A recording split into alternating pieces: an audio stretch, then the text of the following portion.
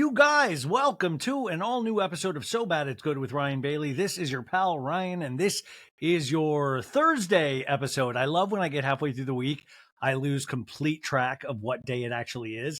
Yeah, I'm doing this on Wednesday afternoon. So it's Thursday. Yeah, this is going to be a Real Housewives of Salt Lake City recap from this week's episode when they finally get to Bermuda, Bahama. Come on, pretty mama, Key Largo, Montego, baby.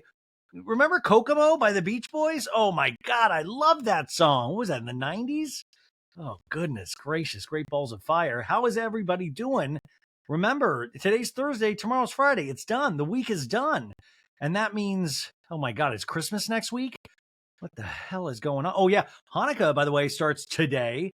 So happy Hanukkah. We're starting 8 Crazy Nights tonight.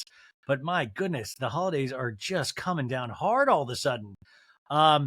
Let's see here. We're going to do the recap. I'll talk about a few things before then, as I usually do, but I'll put a timestamp of when the recap actually starts.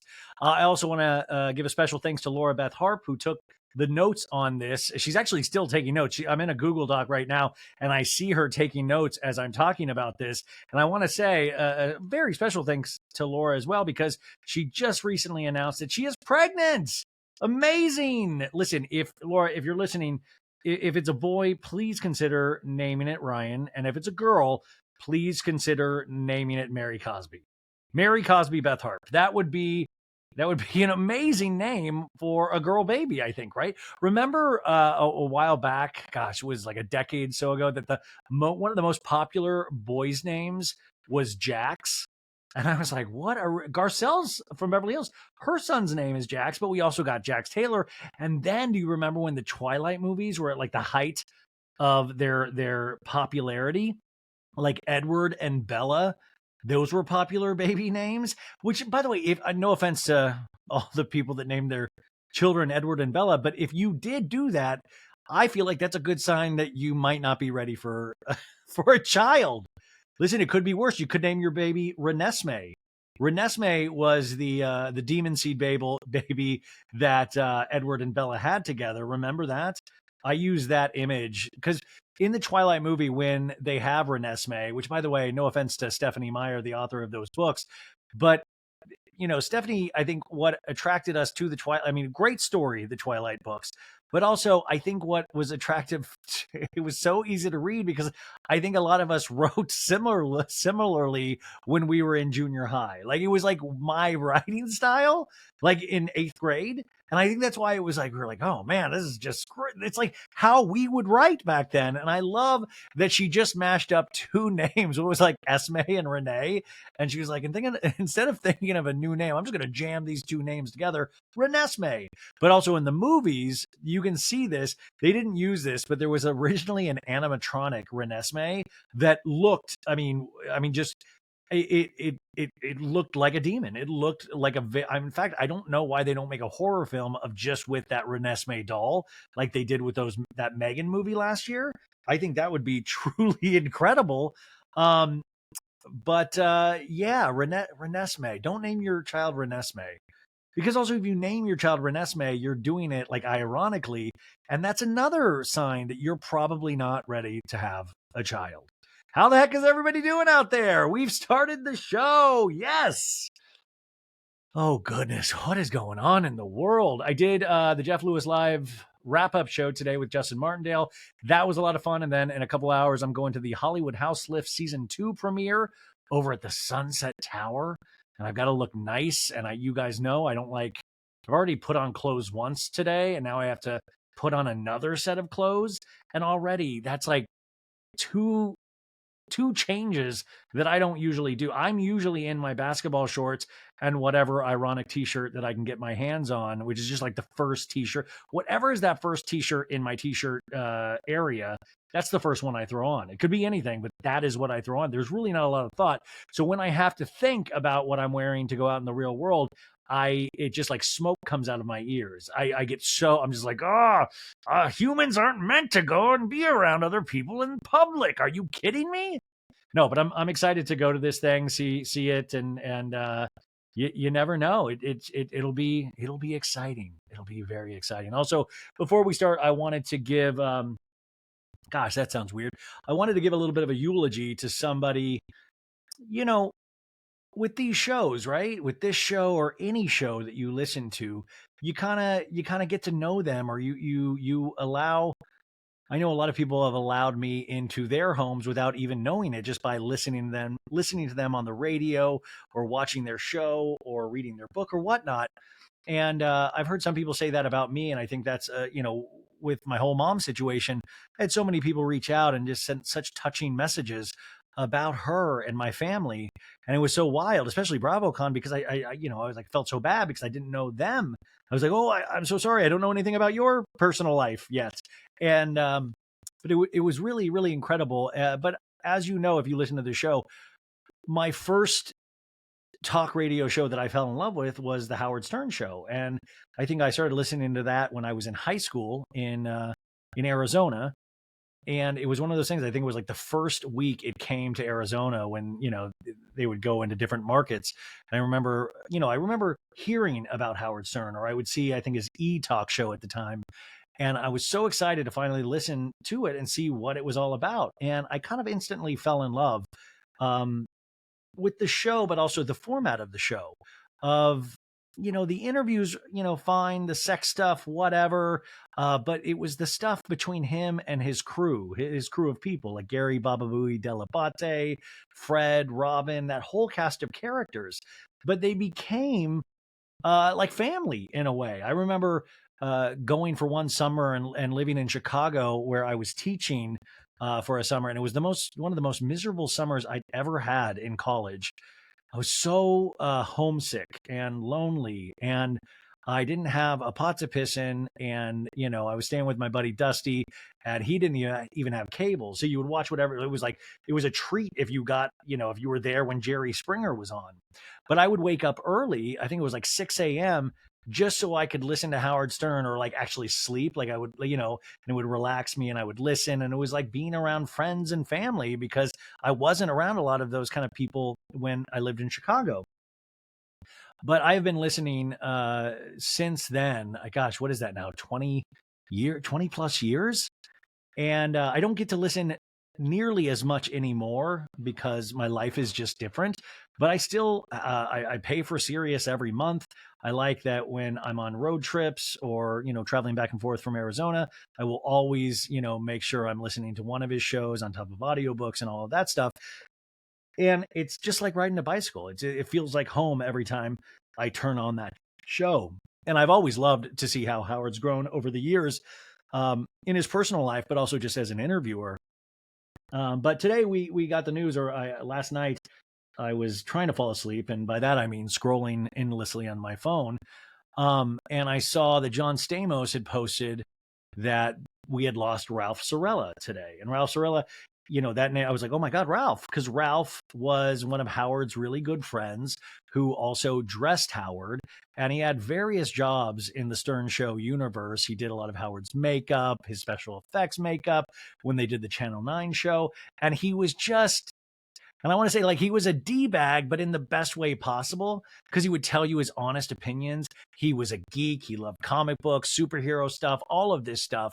And also it was great because Howard was like kind of this rich, successful dude, and everybody would be like, why is he hanging out with Ralph? What a, oh my God. But Ralph, it was one of those, you loved it though, because Ralph would always get into some sort of trouble, and then you'd hear about it on the show, and you just I loved it. Ralph was a great caller into the show all of the time. And I know a lot of you guys probably don't listen, so have no idea what I'm talking about. So the only way I can relate it to you guys is maybe listening to this show, or any of the other shows like Danny, or Watch What Crappens, or any of that, any of the periphery characters on any of these shows. You really, there's something so amazing about it. There's something, and it's I read this last night around midnight, and it just it broke my heart. It was I guess he had been ill for a while, but the illness that he had, I think he had a rare form of lymphoma, but it was treatable, Howard said in the his episode today, which I actually started to listen to, and I need to finish it. But it was actually kind of painful to listen to, because I was like, ooh, this is so sad. But it was a rare form of lymphoma. But he, Howard said in the episode, he's like, I've for years said, Ralph, you need to take better care of yourself. And he was one of those guys, like a lot of us, that just didn't even bother to get health insurance because, that's a whole nother podcast about health insurance and health care in this country. But he finally did it. But I guess, they were doing a procedure for this and it's supposedly routine. And his heart gave out in the middle of this procedure and he didn't make it. So this was a shock to to all of his friends and family. And I was shocked to hear it. And it's one of those things with any death, whether it's my mom or a pop culture figure that I dearly love, it's one of those things that kind of makes you take stock of your own life, where you're at, and realizing we're all getting older and trying to find some sort of good in something so random and illogical, which I think so much about life right now. It is so random and illogical, and you kind of fight for those little things. You fight for those little things to hang on to because that's all we have are those little things to hang on to. And that can be your family, that can be your friends, that can be a show, a song, anything that can help you get through the day. And I know this sounds a little doomsday, and I know I can be acerbic and a little negative, and I've always said I'm a little glass half empty, but it's one of those things because it's hard each day. There are so many things thrown at you. I mean, listen, like I said, I have to change into a new set of clothes later. That's hard. Are you kidding me? But I just wanted to mark this occasion and say, rest in peace, Ralph Cirella. So many laughs on the Stern Show. I got to meet Ralph once at Comic-Con because I watched them record an after show and a Geek Time episode that he did. And I got to meet Sal and Richard from the show and Gary Baba Booey and Ralph. And it was just one of those things. You felt like you were part of a club. I think that's the cool thing. Like a lot of Stern listeners, you feel like you're part of some special club. But at the same time, that's like us, right?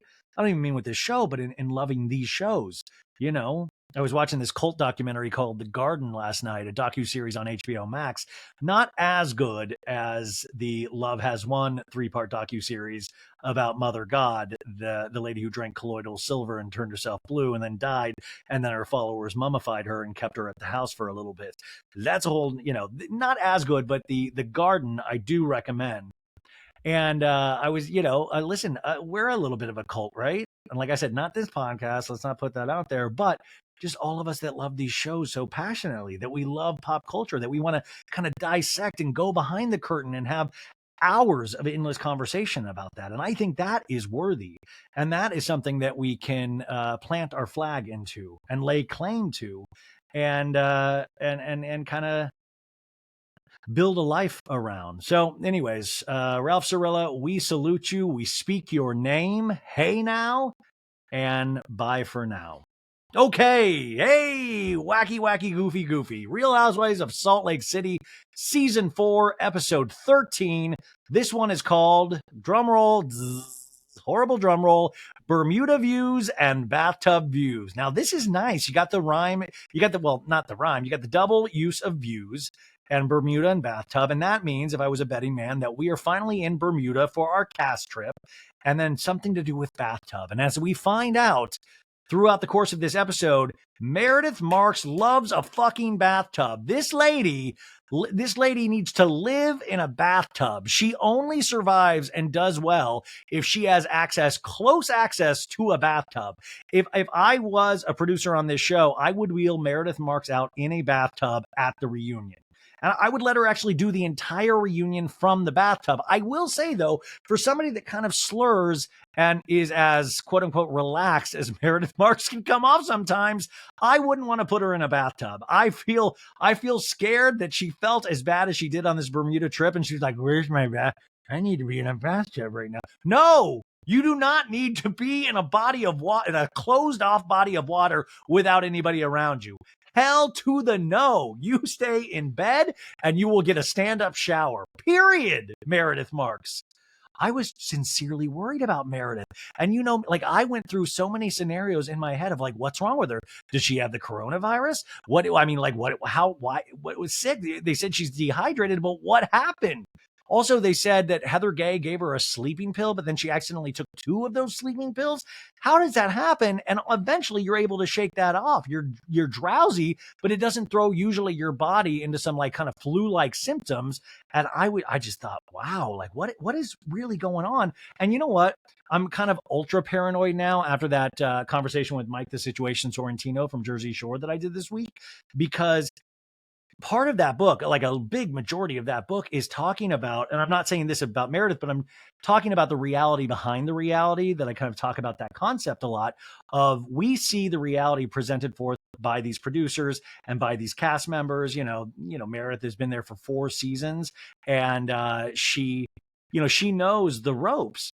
But then reading this book, it was fascinating to hear about Mike talk about what was actually going on, that he was actually dealing with an intense benzo addiction. He was, opioids and all, I mean, and he had to get medicine. He had to get these pills or he would start detoxing, and he would get insanely sick. And so it was like this cat and mouse game of how to sneak in his pills into the Jersey Shore house or overseas for his club tours. And that was like, I mean, he went through great lengths to find ways to hide this stuff. Now, I'm not saying that, I'm not saying that about Meredith, but I do wonder, because we have now, wildly vacillate with Meredith's character. We had the Palm Springs episode of like, you want to talk about, don't fuck with me, you can't leave. Like, we had that Meredith, but then we have like really put together Meredith of like, I'm a lawyer and I can do anything. I can podcast. I can do all. I have Meredith in my shooting. I'm very with it. I'm a lawyer. I'm a former lawyer and I know exactly what's going on. But like it's just interesting. And I love that, because as a character, we are all different shades, right? So Meredith is all the colors of the rainbow, just like Monica Garcia. I think Meredith gives us so much, but I do worry about her, because I sometimes think she exhibits behavior that I truly wonder. I wonder how Meredith really is as a person. I don't know her. I just know what I see on the television screen and how other people talk about her. But the funny thing is, too, I was doing a cameo for Christina Byington today, and I was saying, "Oh, what are you watching this week?" And I was talking about the shows on the cameo. And then I just think it's very interesting sometimes with the Housewives show in particular, especially Salt Lake and Beverly Hills, is that the whole thing is based around a group of women, a group of successful women, all walks of life, that come together in this, in a sisterhood of kinship and friendship. But in the reality of it, it's not, it's like, at one point Meredith can't come to the function or one of the functions, like the day drinks on the beach, and Lisa's like, Meredith can't come, and nobody even reacts. And nobody's like, no, they're just like, okay, let's have a dark and stormy, hit me with the rum.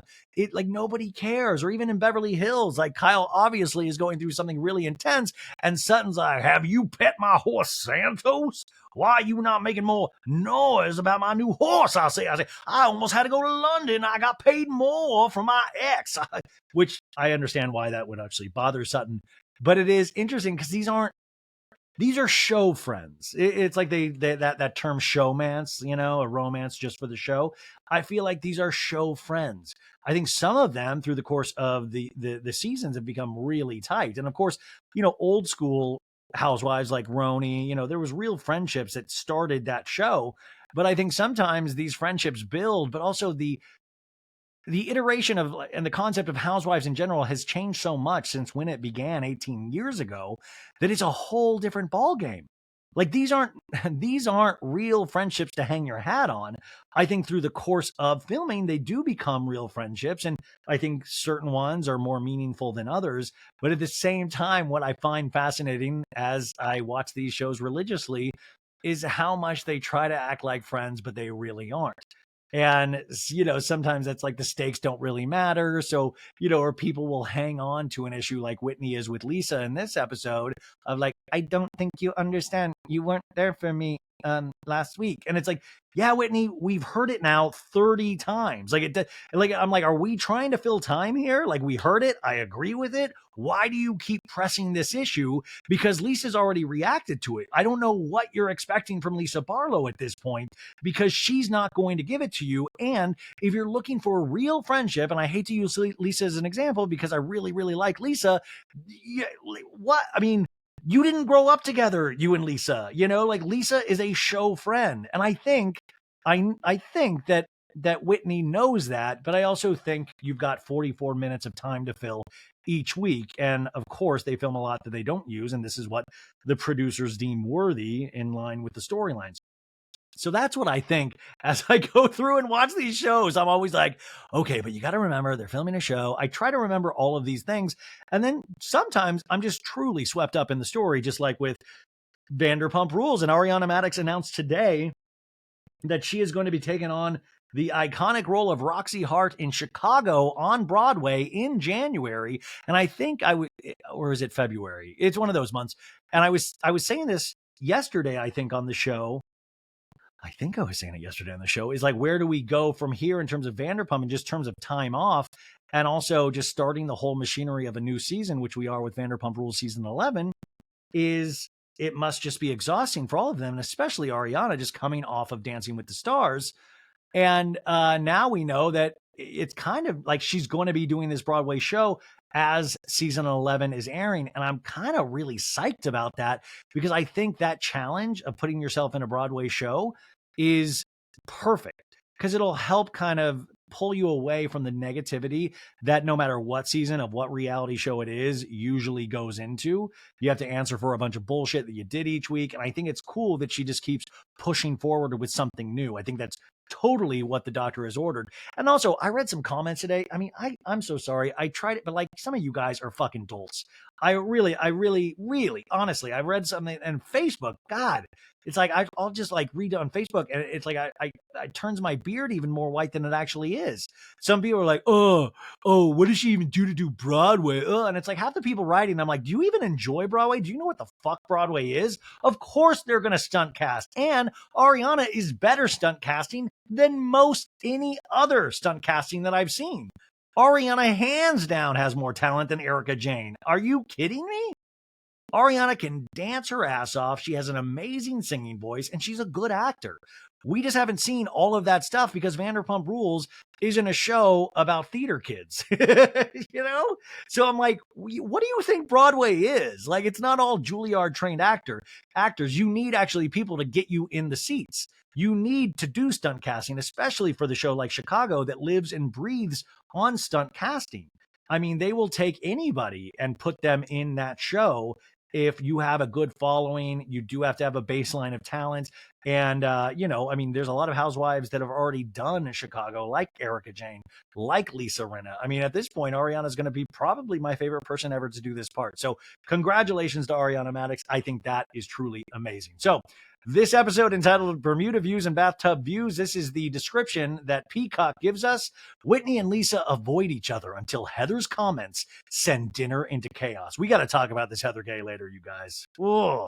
After not getting a room with a bathtub, Meredith goes from a little under the weather to severely ill, but recovers in time to hold the ladies accountable. So it's a triumphant story. It's like she's down for the count, but she pulls herself together to hold these ladies accountable. And also, what doctor have you gone to that's like, well, we're going to need you to take 2 of these and a nice long bath, a nice long bubble bath where you potentially stick one of your toes up Seth Mark's butthole.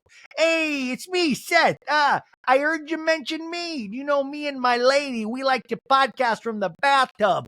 Sometimes I'll have her put 5 of her toes right up the old poop chute, right? Hear more about it on Hanging by a Thread Bathtub Edition. I'm Seth. Okay, so we start this episode like we do always previously on The Real Housewives of Salt Lake City. And we see a collection of scenes over this season. Heather announcing the Bermuda trip to the ladies at the Pioneer Lunch, where she has the little bonnet on. She's like, we're going to Bermuda! And then Monica telling the ladies, like, my family is from Bermuda and I have family living there now as well. And Monica's like, cheers to Bermuda, bitches. And then we have the scene of Lisa and Monica making up at Meredith Marks' jewelry event, where Monica's like, listen, that's not a good representation of how I am. I want to make it. And Lisa's like, yes, whatever you say. And then in that same episode, at the end of it, Whitney confronts Lisa about giving Heather a gift in front of her when she is grieving the loss of her best friend. And Whitney and Lisa fight at the end of last week's episode where Lisa rips off her mic pack, a real big, so bad it's good. No, we do not rip mic packs off.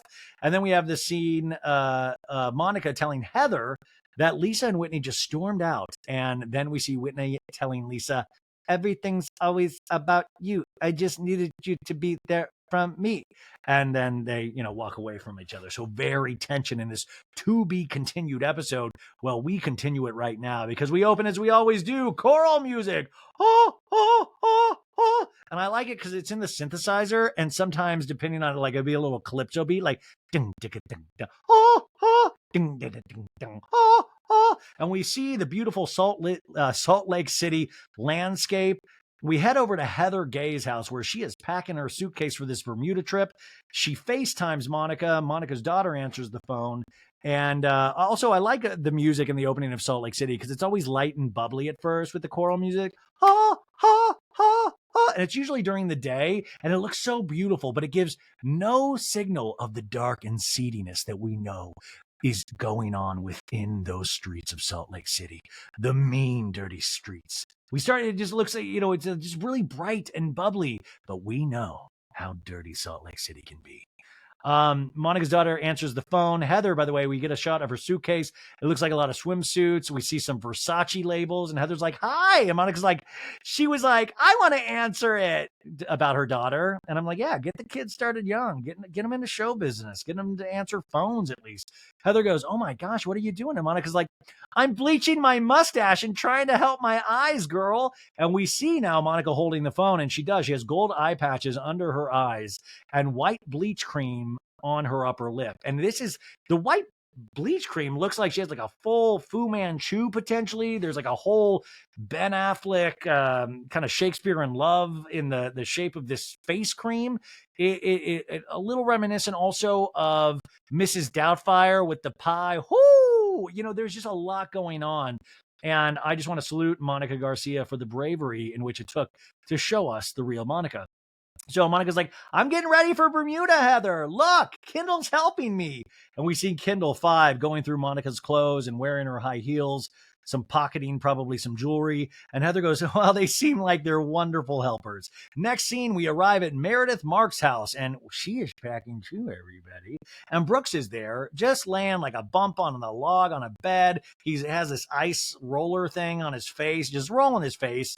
And he's just looking at his phone, just in a Brooks Marks dreamland, probably thinking of new sweatsuit ideas. And the sound of the ice roller is just like creaking. It's like creak, creak. It's kind of like the sound of when I make love. Creak, creak. And Meredith goes, Brooks, will you check the weather in Bermuda, please? I know daytime will be warm, but what's nighttime like? And Brooks is just still laying there, and she's like, Google it. Let's see. Brooks fully ignoring Meredith, just continuing to roll out that beautiful face. And then Meredith clocks this, and she's like, oh, okay. And she shrugs.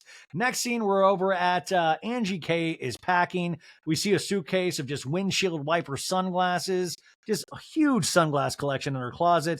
And she puts a purse on her dog's paw. The dog actually looks like an X-Men superhero as well. Dyed fur everywhere. Angie K, this is my big surprise of the episode. Angie K has an assistant. Angie K's assistant, Brittany, comes in with Angie's suitcase. And we're all coming around to Angie, right? Angie's finally earned her spot. She doesn't need to be as desperate as she was in the beginning of this season.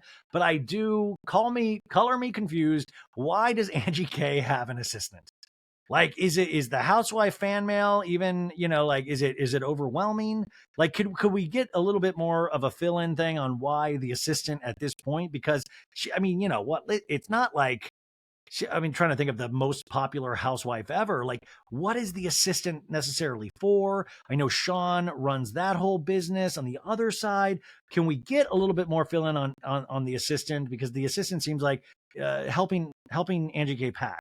Like, is this one of those in vogue things with housewives or newer housewives or even people in Salt Lake City where they feel they need it is the coolest thing in the world to have an assistant? Also, this episode does this amazing thing where it pretends Mary Cosby doesn't exist. Like, Mary Cosby does not exist in this episode. We don't even get a mention of her. We don't get, she was invited, but she didn't want to come. And we found out on Kathy Hilton's red carpet at her holiday event last week that Mary Cosby was not even invited to the Bermuda trip. Maybe they just assumed that Mary's energy would already be in the Bermuda Triangle. Angie K's like, okay, I'm just going to need your opinion since Sean's not here. He's in the mean streets of Salt Lake doing whatever Sean does. And Angie K holds up a bikini with, get this, folks, it's a Greek flag. Yeah. Color me shocked. Angie K goes, okay, what do you think? And Brittany's like, love it. And Angie's like, is this too loud and proud? And Brittany's like, no, it's amazing. So this is an assistant that agrees with everything Angie K says. So that is what we call job security. Now we jet on over to Whitney's house where she is also packing. We see her throw an unopened copy of Heather's book. It's called Bad Jehovah's Witness in the suitcase. But no, it looks like this book has not been cracked at all. So perfect time to dig into this on a trip with Heather. And when he goes, hey, Justin, is my orange two-piece like the really bright orange two-piece in there? And Justin's like, this one? And he carries it to her. Like, Justin must have known immediately. He's like, I know exactly where that two-piece is. He's in my hope chest. And when he's like, yes, perfect. I just have not had the energy to shop for this. And Justin's like, babe, are you going to be okay? Is this a trip you want to be on? Yeah, I mean, I was excited to finally go out of the country with my friends, but it's just hard because I'm just irritated with like Lisa, because at Meredith's like I'm mourning the loss of my best friend. And so for Lisa to just like blow me off and like gift Heather in front of me, then look at me as like an afterthought. I was really mad because I feel like I'm always there for Lisa in her moments. Whitney, like I said, Whitney loves not letting things go. Whitney, like if you see a dead horse, she is going to beat that thing. And like I said, Whitney does have a leg to stand on here. But first off, don't expect too much from Lisa with the relationship you have had on this show thus far. And we got it. We've heard it. We know exactly what you're talking about already. And Justin's like, yeah, I'm sorry, babe. Half-hearted. That's such a guy thing of like, yep, you're right. Like, I would love to quiz Justin on exactly what Whitney said. Hey, Justin, what did she just say right there? Orange, the orange two-piece? Yep, you got it, Justin. Now we're in a new scene. We see the ladies arriving at the Utah Salt Lake City airport. It is 6 a.m., folks. And we see Meredith. Meredith is standing up. She is not, she's giving out Whitney Meredith Marks cookies. I didn't know. I knew Meredith Marks now has a caviar line, but I didn't realize she's also part of the Girl Scouts of America Meredith Marks edition. She's handing out branded cookies to Whitney. We see Lisa and Angie K greet each other. Meredith, by the way, I saw her roll her own luggage. And that's, by the way, Angie K as an assistant. If Angie K has an assistant, Meredith should have two assistants. Whitney in a confessional goes, I have not talked to Lisa since Meredith's event, nor do I want to. I'm just going to take my sleeping pill and fall asleep on this plane to Bermuda. Now, Monica Garcia arrives and joins Meredith and Whitney's like, let's go to the lounge and get some food and drinks. Everyone, there is this pandemic that must have just happened in Salt Lake City during the filming of this season because it started small. If you guys noticed, Angie K was the only one wearing full-on fucking windshield glasses. And now we see inside this airport, everybody is wearing the biggest sunglasses known to man. Like, what fucking happened that this thing is spreading like wildfire? Can we go back to tiny glasses for the love of God? We go over to Lisa and Angie K, and Lisa's like, what's on your forehead? Because there's like 3 jewels. She looks like one of the Avatar creatures, but like not as blue. She's like the 3 like little bedazzled jewel things on her forehead.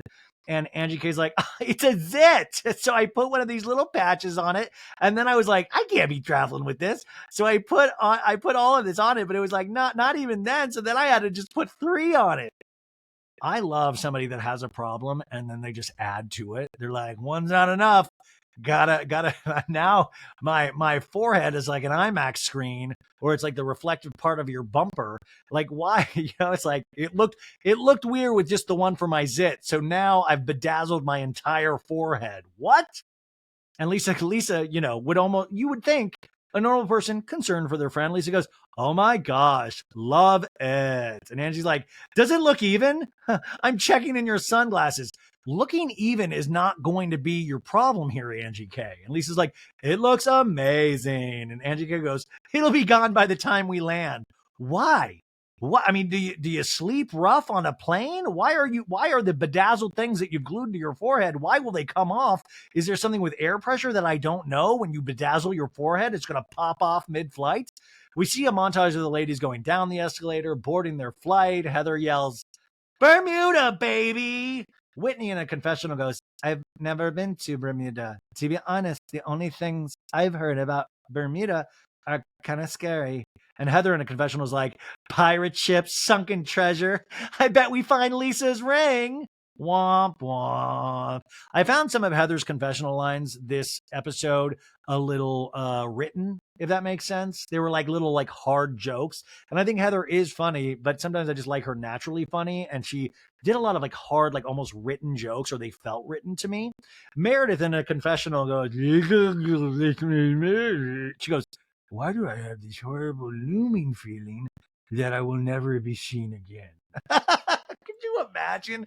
Could you imagine if next season of Salt Lake is the search for Meredith Marks? Like, he's like, "We lost her in an airplane over Bermuda.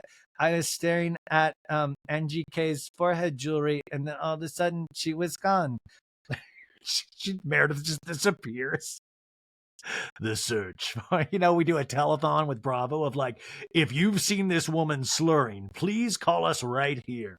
Heather goes, okay, so we see the plane take off and we arrive in sunny Bermuda. Bam, easy. Heather's like, "We landed in Bermuda and I'm so excited. So is Meredith." And we see Meredith with an eye mask on, completely passed out on the plane. I mean, just passed out, and not just like passed out, like, she's like slumped over, like truly like a lifeless body. Like I was talking about that documentary with the cult where the Mother God character died, and then they kind of mummified her and just kept her in the house and like strung a bunch of Christmas lights around her. That's the vibe I get watching Meredith Marks in this episode. It was like, is she with us any longer? Now, the ladies get in the Sprinter van. So there are Sprinter vans in Bermuda, which immediately comforted me. They pop champagne, and Heather Gay, you can tell, is just checking out the Sprinter van going like, yeah, this will be a good place for me to puke and piss myself at some point this trip. And Meredith goes, "Excuse me, is there any way we can make the temperature a little bit warmer?"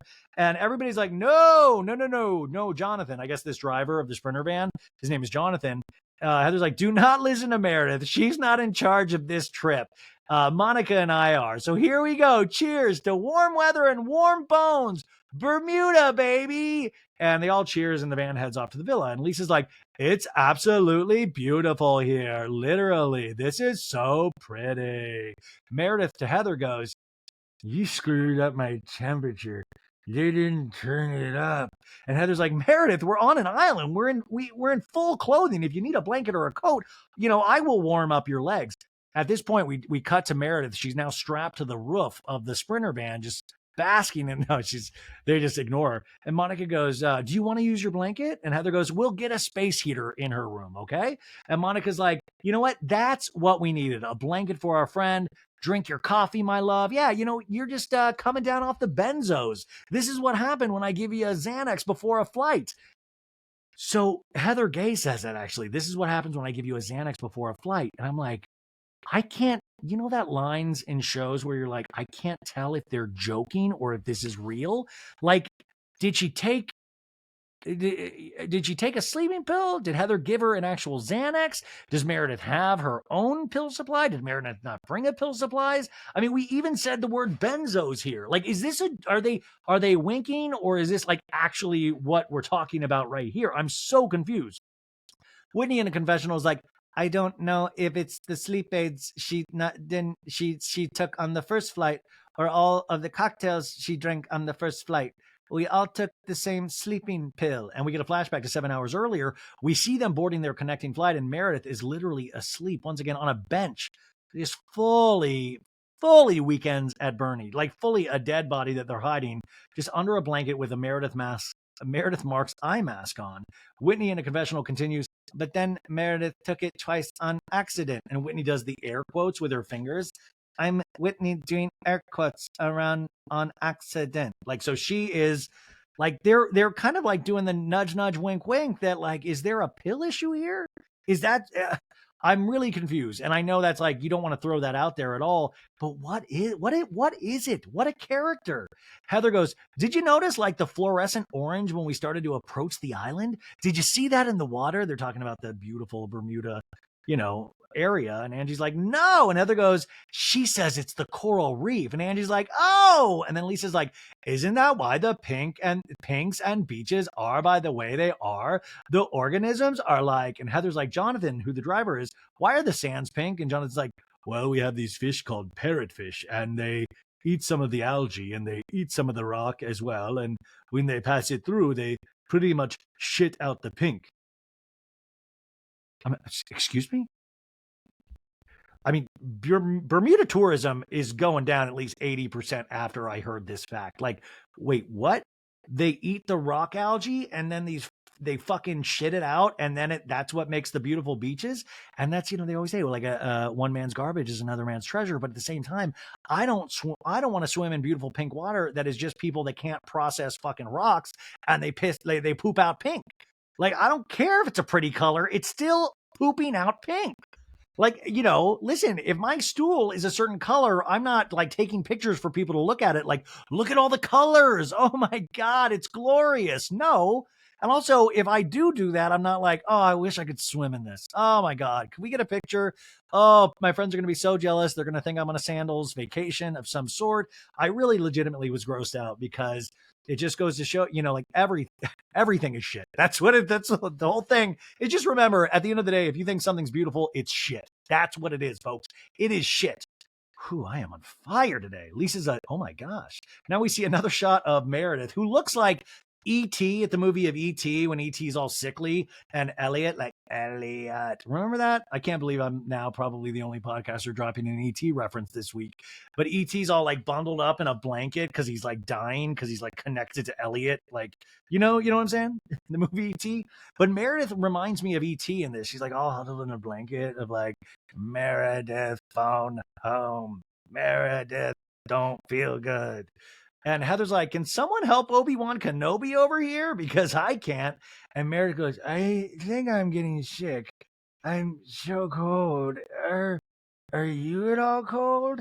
And Lisa's like, not like this. And Monica's like, no. And Heather goes, you guys, it's Weekend at Bernie's for Meredith. Now, listen, I am teasing Meredith as well, but she's not right next to me on a Sprinter van. If I was Meredith and I'm hearing Heather drop a Weekend at Bernie's joke around me, I'd be like, shut the fuck up. I don't even like your book. Are you kidding me? The ladies arrive at the villa and they all cheer because it looks awesome. Because some of these, you remember like Housewives Vacations, some of them, they'll get the shit end of the stick. They'll be like, womp, womp, and it's just nothing. But this looks like a really, really nice, huge kind of mansion type villa.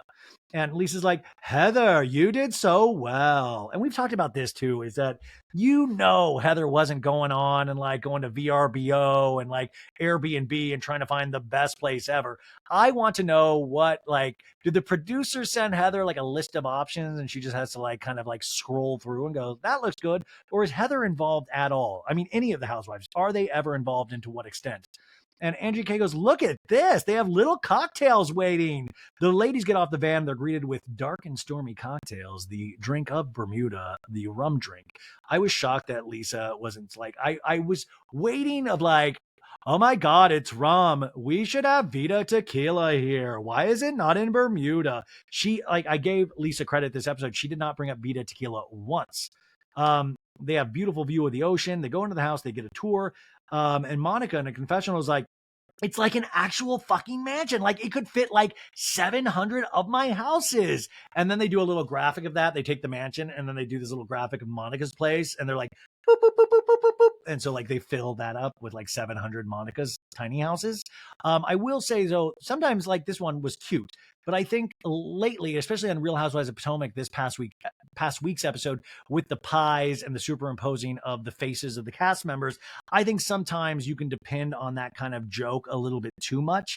And I think it needs to be used sparingly. I believe in season 8 of Vanderpump Rules, when they did the Sheena video game of where she lived in Marina Del Rey. Remember that? And I was like, oh, you guys, you don't need to do this. Remember, it was like, here's how to get to Marina Del Rey. And they did it like a video game. And I was like, what are we doing? Like, who are we appealing to? Like, what is it? Is this for like an 8-year-old Xboxer? Like this episode's going to appeal to them?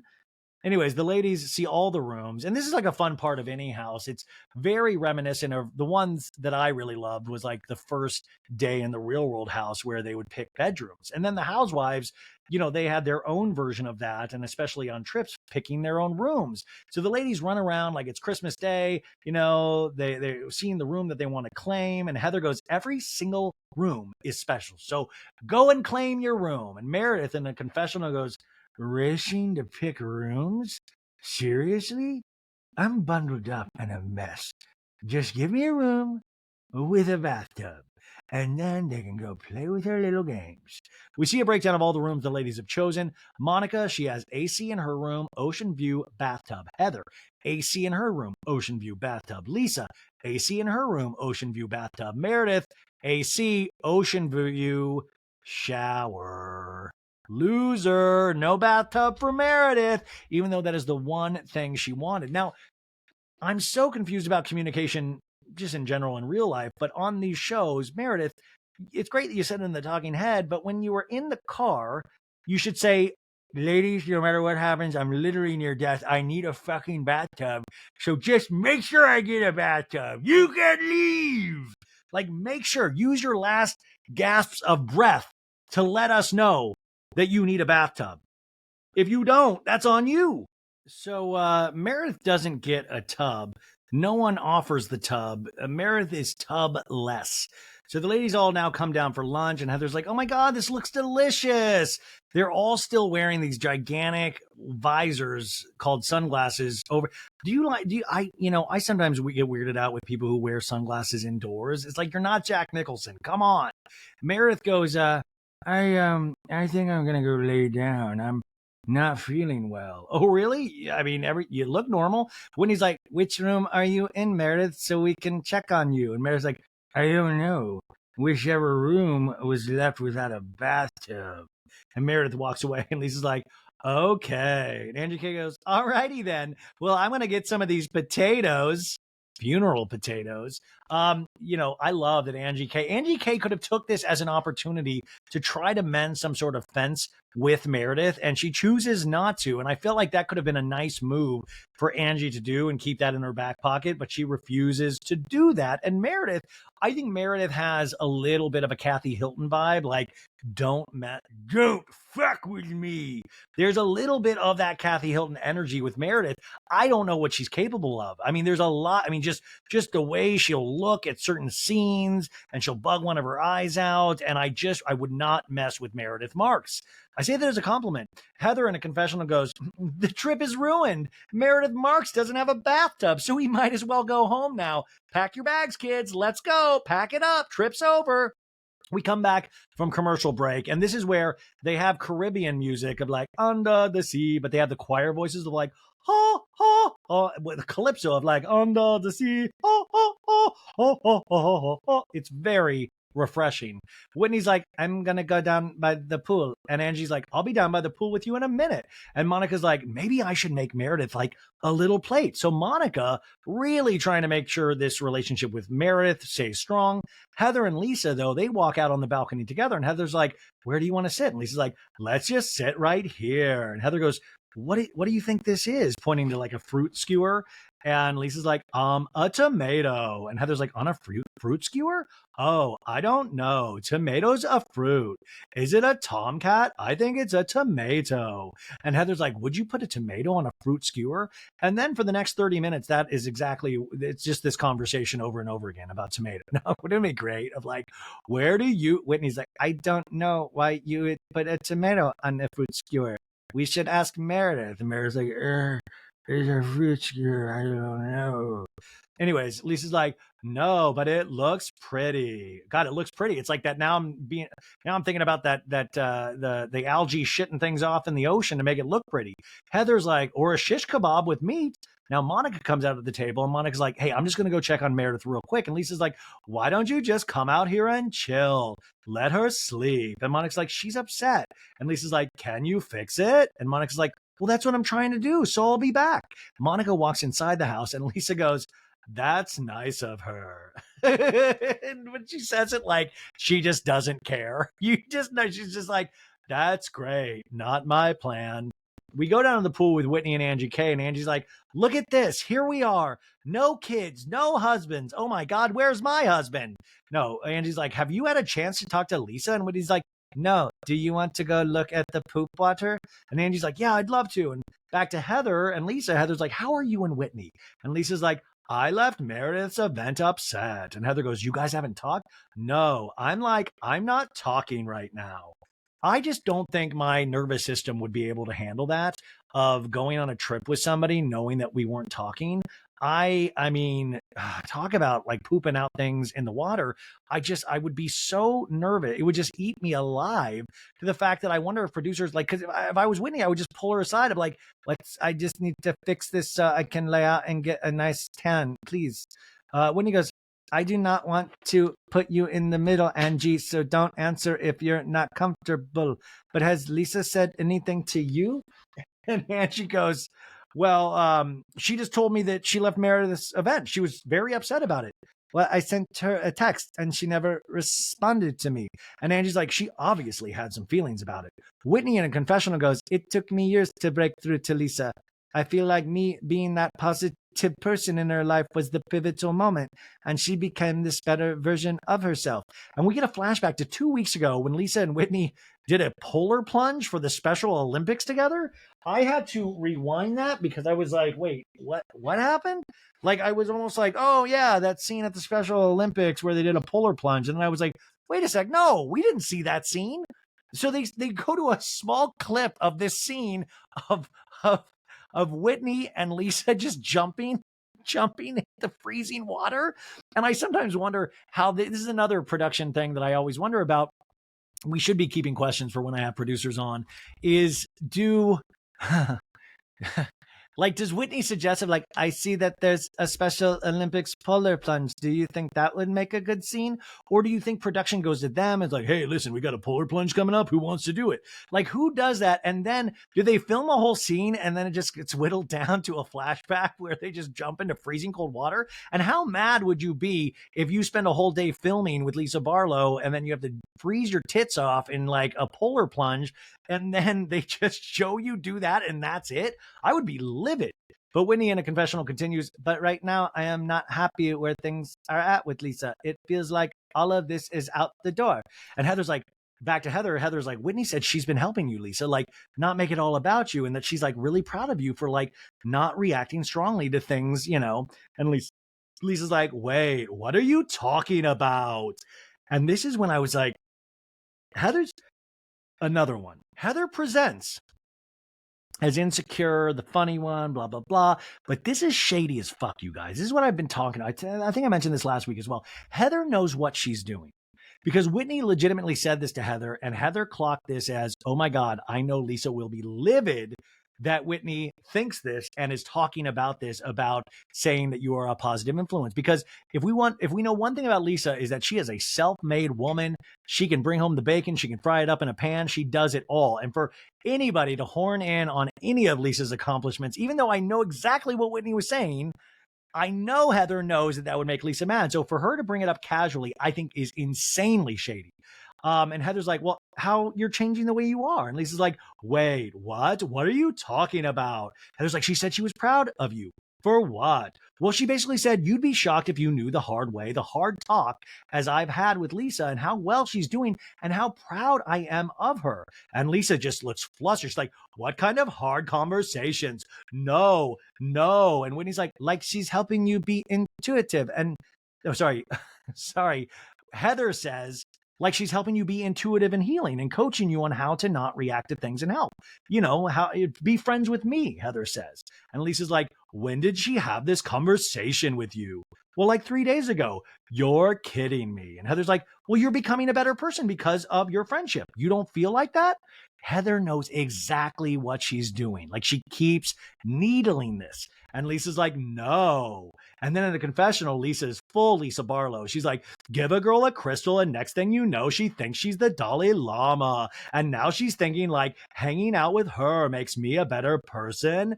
You're not the Messiah, Whitney. Maybe you should go back to church and find out who Jesus actually really is. Tin roof rusted. But like that's damn, dude. And those talking heads, like people will cut a bitch, man. You like the Garcelle talking head from last week with Dorit stealing things of like, I was surprised those burglars didn't even, I was surprised Dorit got robbed and she still had her jewelry. Oh, like those are dark sentiments. Lisa in this conversation goes, I'm literally not having Tony Robbins kind of conversations with Whitney. So that's shocking to me. And Heather's like, okay, well, I'm sorry. Well, that's just shocking, Heather. How do I enjoy our friendship? 100%. But I've never looked at it as like, oh my gosh, I feel like I'm a better person with Whitney Rose. You know who makes me feel like a better person with Whitney Rose? God and my husband and my kids. Like that's it. Like outside of that trifecta, unless Jesus Christ like comes walking across the water, no one's having influence on me. And you guys, I shit you not. And I hate to, big spoiler alert if you haven't actually seen this episode. Right when Lisa says that, we get a shot of the ocean, and there he is, Jesus Christ, coming out of the water, fully walking on it, just like all the stories. He's turning water into wine. Everybody's wigging out, and everybody's like, oh my God, we need to call Mary Cosby. She's going to freak out. But like, he just walks up, and then he's like, what's up? What's up, babes? He's like, what's up, toots? And he doesn't even realize, because he doesn't even really know what reality shows are. And they're like, oh my God, you created us. And we're like, he's like, yeah, I created you, but I didn't, I gave you free will. And I didn't know you guys were going to do this reality show thing. But it just turns into a madcap adventure with Jesus at this point. Now, we have not got Jesus's reunion look, but I hear he is wearing something long and flowing. It's very nice. I know somebody from Project Runway. I think the winner is doing his little outfit. But this was just a magical stunt. Could you imagine? Like, gee, a very special episode of Real Housewives of Salt Lake City.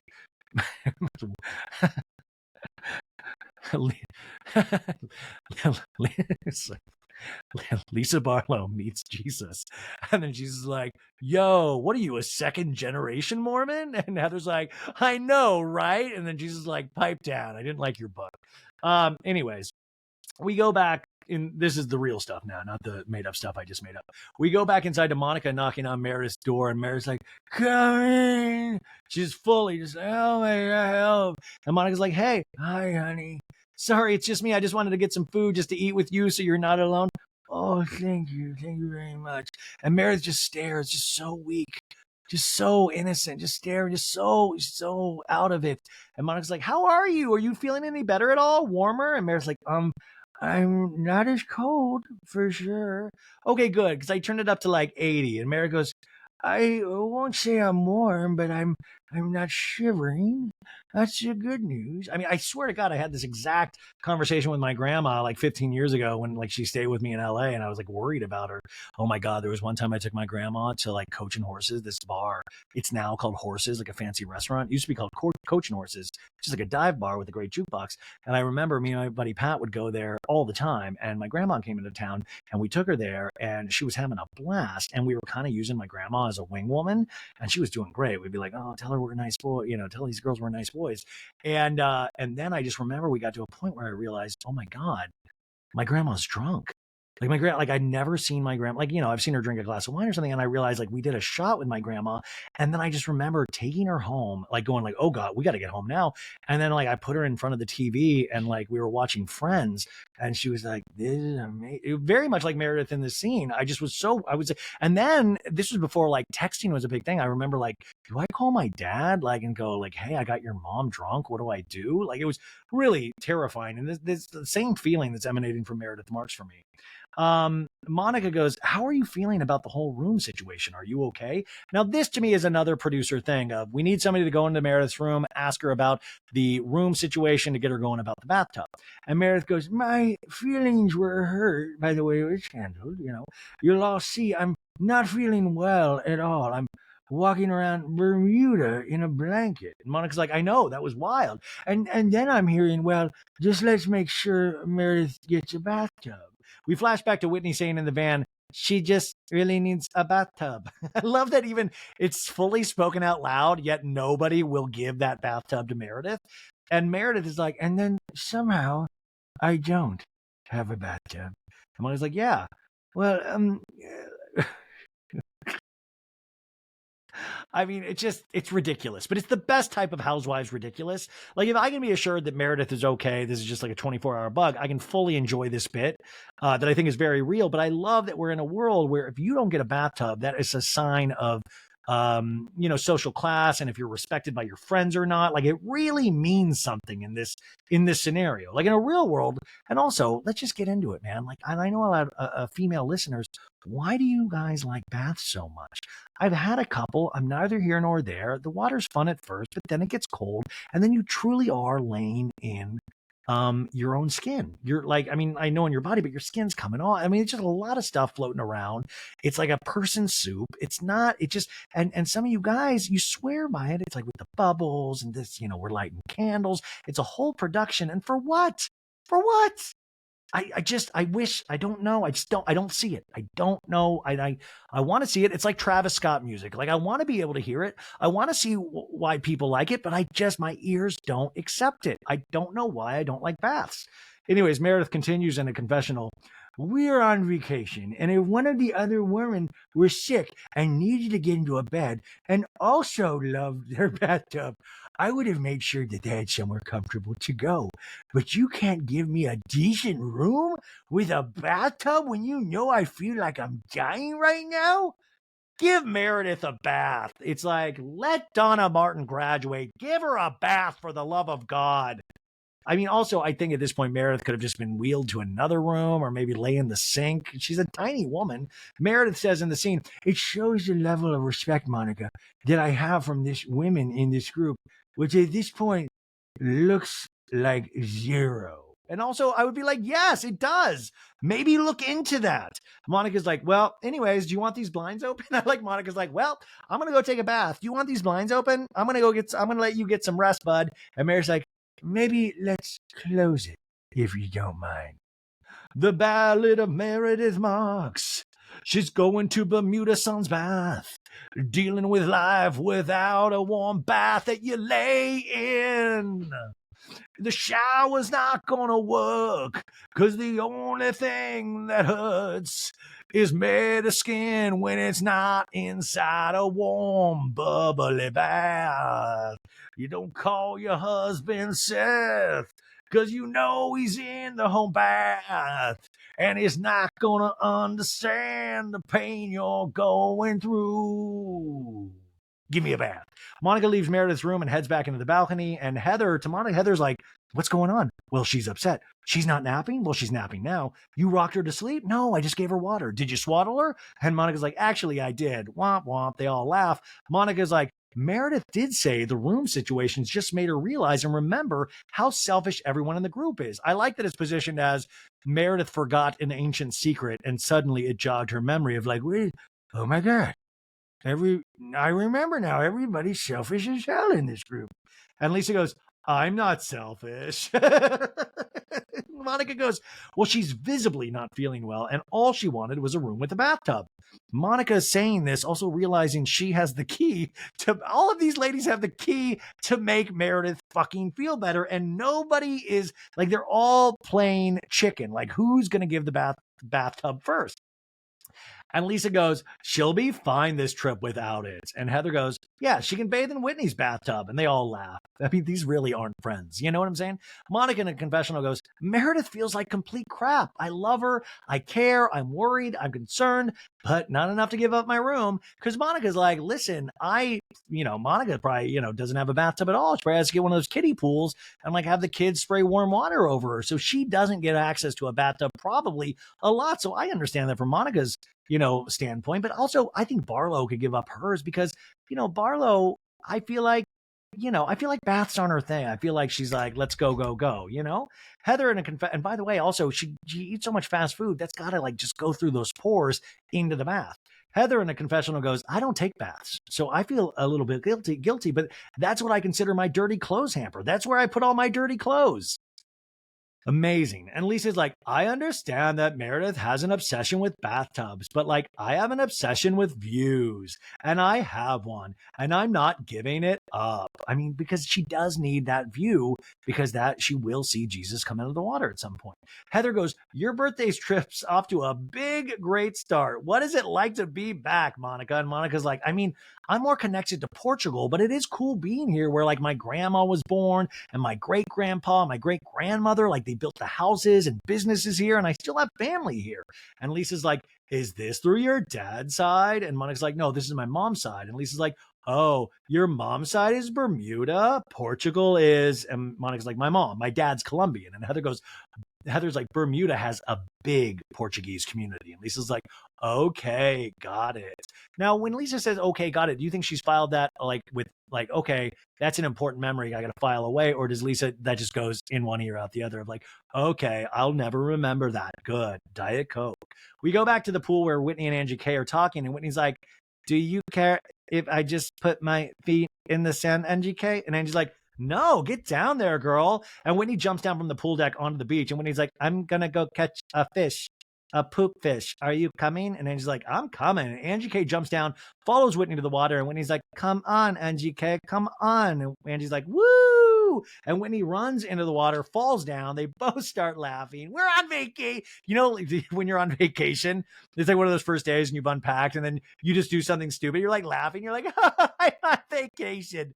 I love vacation. You're just happy. You're like, I'm not in my normal life.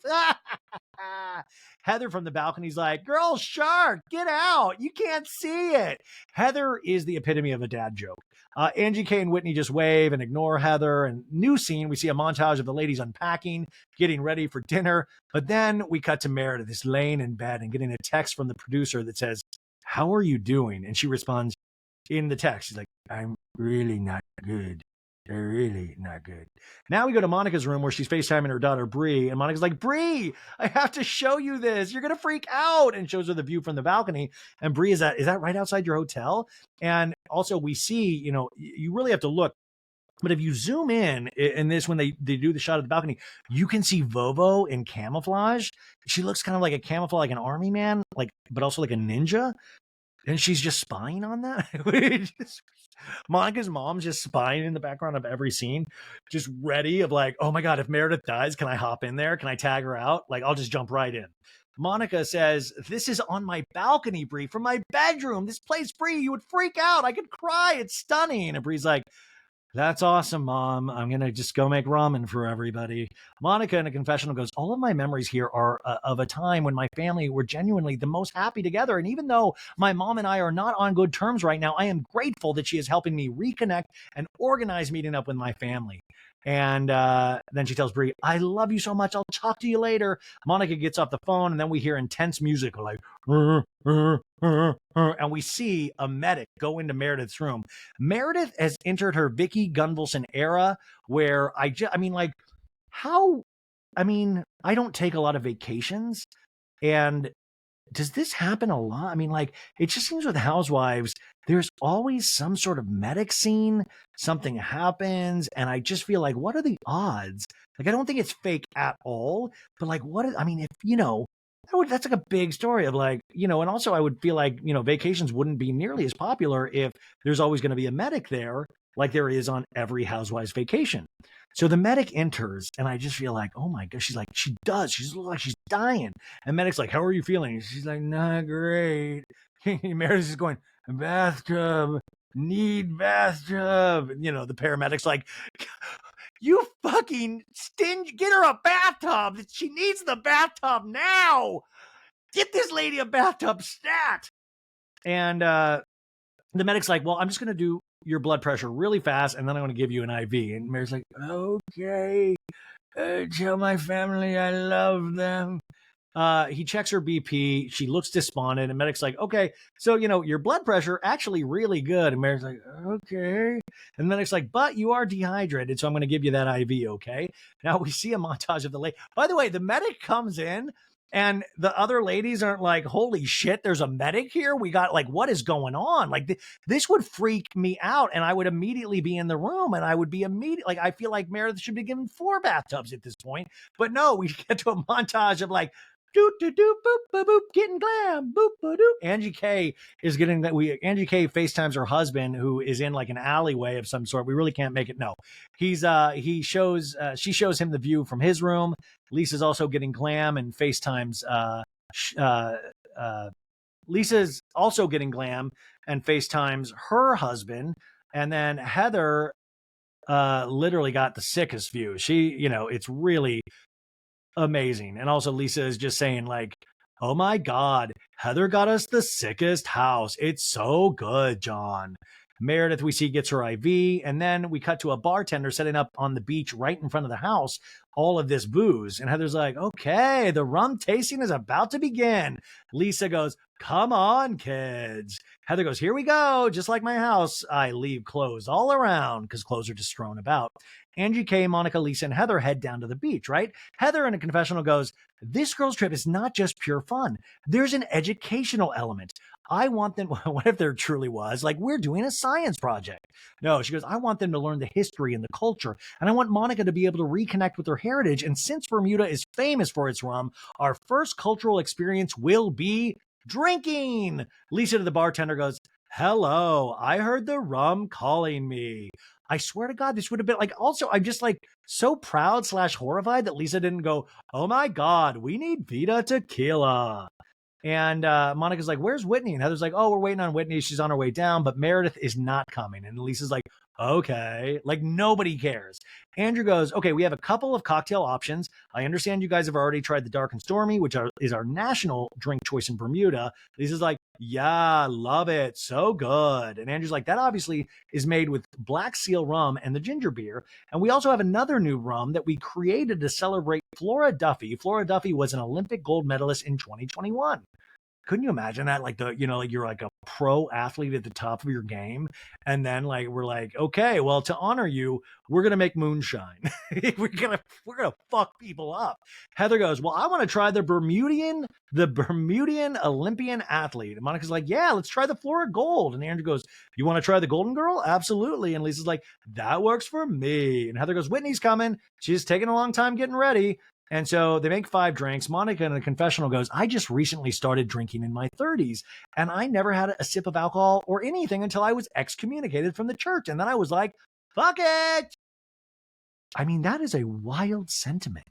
Also, I am one of those believers that it's never too late to start something new, right? Like, really, I'm sad that you didn't get to experience it beforehand, but we're just happy that you're here now, Monica. Honestly, don't hang out with Kyle Richards now, though. But Monica, I mean, that's a wild, Monica's life. I mean, I do want a little bit of a docuseries on Monica. There's so many little pieces of information that get thrown out that I'm like, I really can't wait for a second season because I want to delve deeper into all of this. Like, I want, like, you know, does your mom have footage of you like in your 20s, just like a perfect Mormon girl? Like, I want to see old Monica. And I want to see the relationship with Jen Shaw. I don't want Jen Shaw on the show, but I want to know how that all started. And like, it's just wild. Anyways, Monica's like, oh my God, this is so good. And Whitney is coming down. Whitney is wearing that bright orange dress, and her side tattoo is just kicking out the side. And Lisa's like, it's a moment. Whitney runs and joins the group. The bartender explains the Olympic gold medalist drink. And Lisa goes, she's excelled in everything, especially in betterment. So she throws that out because Whitney told her that Whitney told Heather that she is helping better Lisa. So Lisa's now throwing shade, even though Whitney doesn't know that Heather said this. So it's classic Housewives. And Whitney's like, oh, badass. That's badass. And Lisa's like, yeah, her best self. And Whitney's like, where's Meredith? And Heather's like, Meredith's hooked up to an IV. And we get a flashback to Heather going into Meredith's room 30 minutes earlier, seeing Meredith hooked up to the IV. I feel like it's a full like, beep, beep, beep. We need the paddles. We need the bathtub paddles. And Heather's like, wait, what is happening? Is she okay? And they're like, yeah, she was just dehydrated. And then Heather goes, okay, well, anyways, I know you can rally. Come on, I'll see you tonight. Like, really not concerned. Like, there's an actual medic there. And he's like, hey, let's get that rally going. Chug a beer. So Lisa in the confessional was like, now we know why Meredith was so good at churning butter. She really knows how to milk things. And that, of course, was when she jacked off that you know, the butter thing, you know, the 6-minute butter thing where Meredith was doing it the best. But I was like, how dare you, Lisa, throw that out? It's like, no, she's not good at milking things. She's good at jacking people off. Sorry. Listen, I'm still a little boy. It's like I'm that little boy, didn't have a lot of friends, and I would just have like that one friend and you would just like swap dirty jokes the entire recess. I'm still in that frame of mind in my life. We now go back to another shot of Meredith. She's getting fucking glam in her bed. It's like a mortician working with a dead body.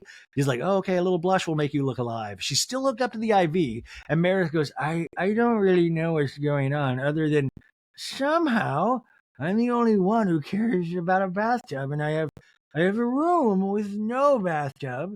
Above and beyond that, I don't really know what happened. Her voice is so hoarse, and it's just interesting. But I love that she's clinging to the bathtub. Like the bathtub is the cure-all. It's like, Calgon, take me away. Now the ladies are getting on the Sprinter van to head to dinner, and Meredith emerges like the angel of death. Everybody not expecting her to rally, but she comes out just like all in black with a white top and like a black jacket. And they all kind of cheers like, oh yeah, she rallied. And Heather's like, how are you feeling? And Mary's like, I'm okay. Well, I have a little question for everyone in the car, just a little question. And Lisa's like, oh geez. And there's a long pause where I was like, oh my God, is Meredith nodding off? Then Meredith finally goes, who here has your room with a bathtub in it? Everyone raises their hand to say yes. Even the fucking driver's like, I got one. And Meredith continues like, you all saw that I was white as a ghost, covered in blankets, in the middle of an island, very ill. And I said I'd like to warm up. Lisa, you can already tell, is annoyed. She kind of like turns around. She's like, oh God, I'd like to take a bath. And somehow I got shoved in one without a bathtub.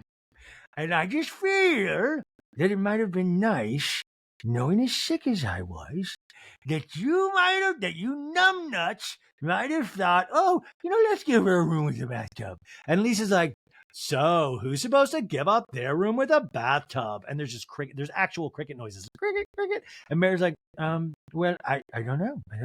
I'm not picking on anybody individually. I'm picking on you as a group. It's as a group and as a whole, I don't feel respect. And this just exemplifies it.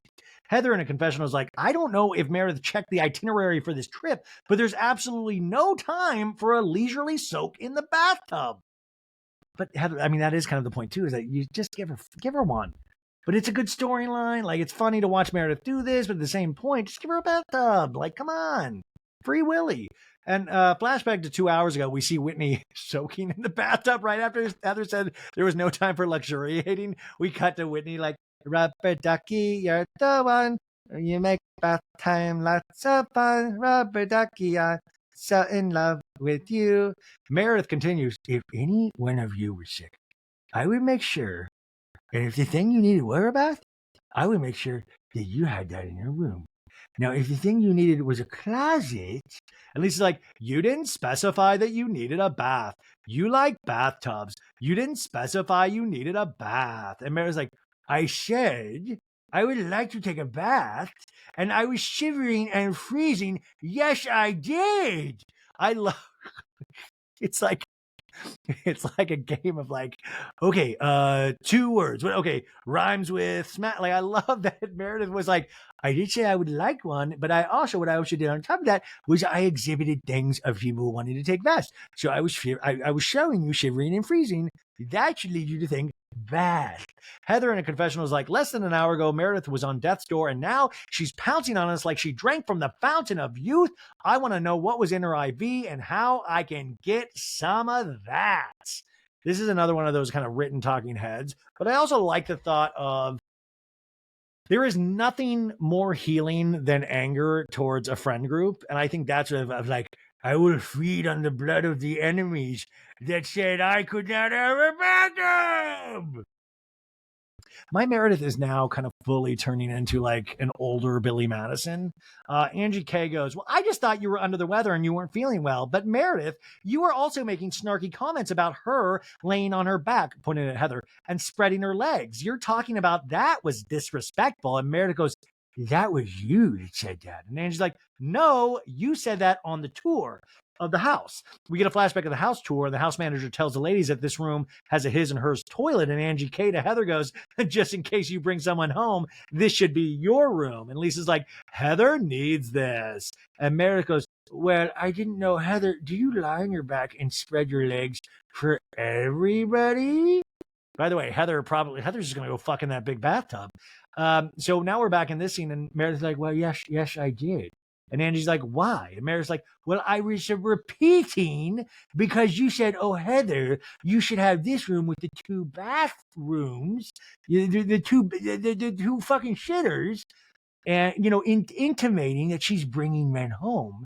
Which, by the way, let's not slut shame. Also, let's like bring men home. Like, shout out to fucking Luann with the pirate. Let's bring men home on these adventures as long as it's safe. You're bringing men home. And I threw it back to you, Angie K, with your own words and said, why do you think she lies on her back and spreads her leg? I love when Meredith gets lawyerly. Like she snaps too. She did it last week in that scene with Lisa Barlow at the restaurant. Remember that? She gets all of a sudden like, I'm a lawyer and you will pay me for my time. We see a shot of Andrew, the driver, just, regretting life. And Angie K's like, what's wrong with her wanting to bring men back to her room? And Mary's like, because that's what you said to me, Angie. Flashback to 2 months earlier at Lisa's crepe party. And Angie K's like, run away, Meredith. And Meredith's like, I don't speak to people who treat me with disrespect. And Angie K's like, the only one who spreads their legs outside of their marriage is you. And Meredith's like, not me, honey, not me. And Meredith, in this scene goes, and that's demeaning. And Angie goes, and you said some nasty things too and threatened my family. So I responded to you. And Meredith's like, I did not threaten your family. I love Meredith just clinging to these kind of definitions of what threats are. And she's like, it's in this gray area where Meredith's like, no, it's still not a threat. It might scare you, but it's not a threat. Angie K in a confessional was like, it's clear that Meredith has no remorse because here she is going backwards. I know a heartfelt apology when I receive one, and that is not a heartfelt apology. And we get a flashback now to Heather's book party. She wrote a book. And Meredith goes, I'm not threatening your family. And Angie K goes, you said it. And Meredith goes, okay, Angie, I'm very sorry that made you feel badly and hurt your feelings and upset you. So let's move on. And Meredith in this scene goes, go look up the definition of a threat. I also wish, a producer did keep a Merriam-Webster's dictionary. I'm like, bring in the dictionary. Meredith's asking for a dictionary. Run it in. Angie K goes, Meredith, it was a threat. And Meredith goes, no, it was not. She goes high-pitched on that. She goes, no, it was not. A threat is a statement with intent to cause harm. I love that Meredith knows the textbook definition. Angie K goes, you're saying that you could ruin my family. You said you could ruin my family, and that causes harm, and you can't ruin my family. And Meredith goes, did I say that I could ever ruin your family? No, I didn't say that. Did anybody hear me say that? I don't know. I didn't say that, no. And Angie's like, you don't have the power to ruin my family. And then Meredith, now her ego's in play. Meredith goes, oh, honey, I could ruin anything I want. Just listen to my podcast.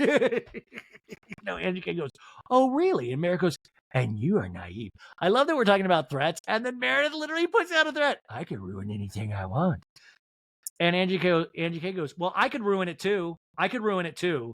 And Meredith goes, yes, you can. And anyone in here could ruin anybody they want.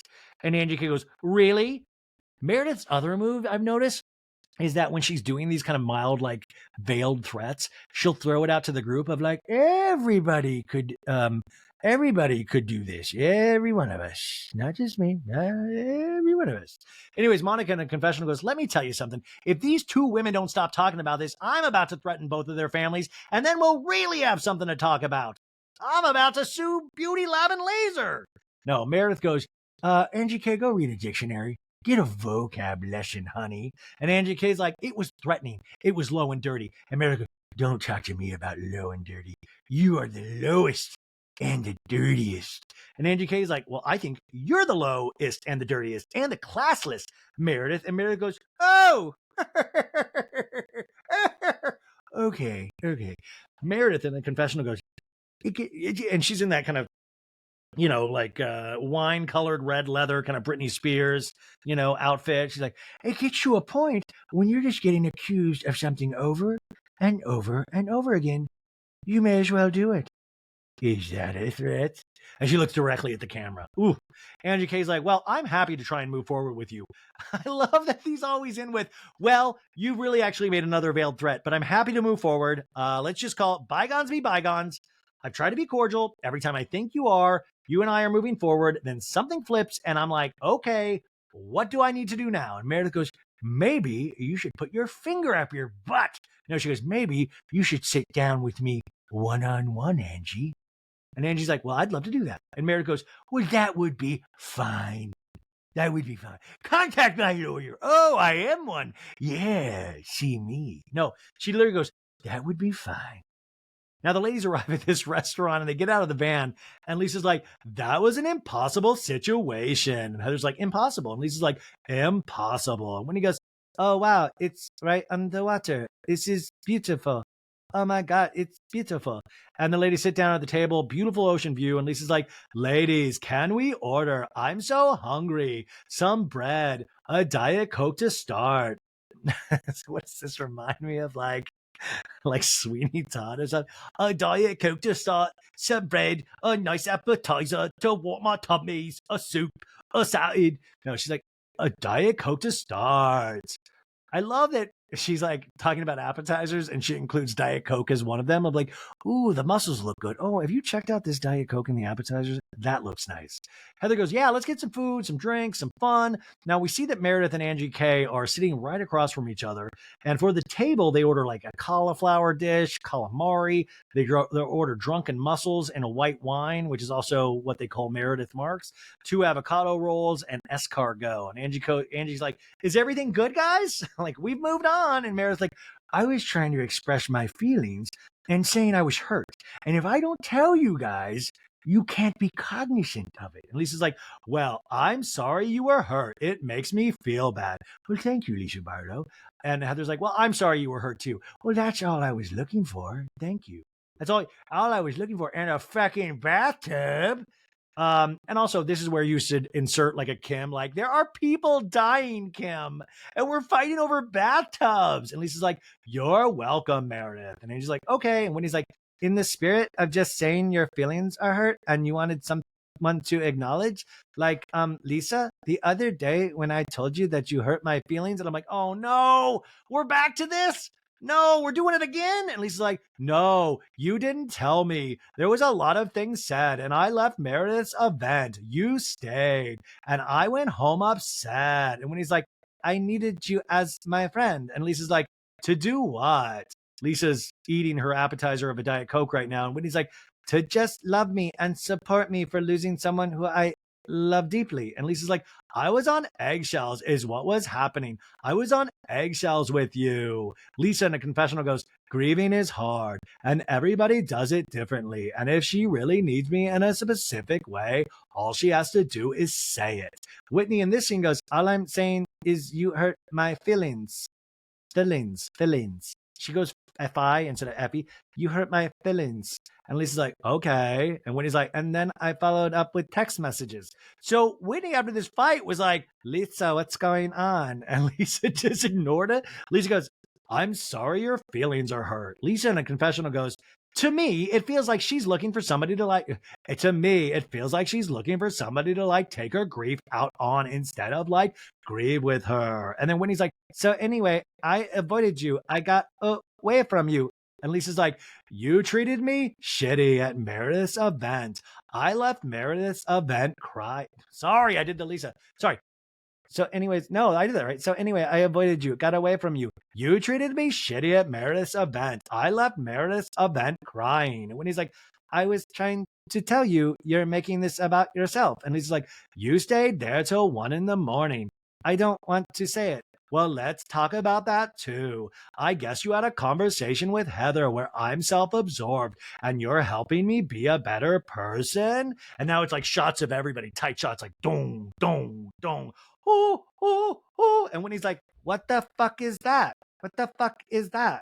And Lisa's like, how are you helping me be a better person, Whitney? And when he's like, what are you talking about? And Heather's like, well, you said that you have really hard conversations with Lisa and you're proud of her. And Lisa's like, and you're helping me be a better person? Well, what was wrong with me before? And when he's like, I am proud of Lisa.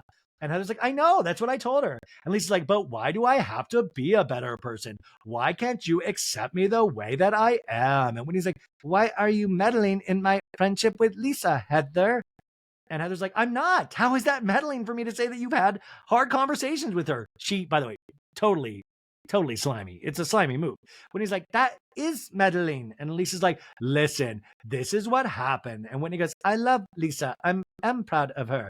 And Lisa's like, I love you too. And Heather goes, how is that meddling? And when he goes, she's spinning this because what she'll be doing is attacking. And Heather's like, I'm not spinning this. I wrote a book. No, she goes, that's what you said, word for word, that Lisa doesn't understand how self-absorbed she is. And when he's like, you're trying to make it so that she'll be mad at me right now. And Heather goes, I can't make her be mad. You think I have any control over her at all in any way, shape, or form? And Whitney goes, bottom line, Lisa, I was hurt because I needed you. And Lisa's like, I felt like I was on eggshells with you, not just from that day, but being at your house a week prior. I left your house because I was frustrated, not because I was angry, not because I was hurt.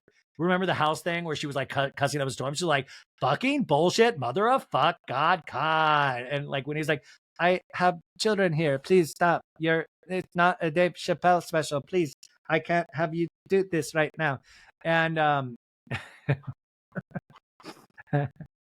I felt like you were chastising me, but what you did to me at her event was so fucking bullshit. There's that potty mouth again when he goes, what did I do to you? And he's like, you're walking away after making an accusation about me and her rubbing that in your face. And when he's like, I just said you need to be more self-aware and read the room.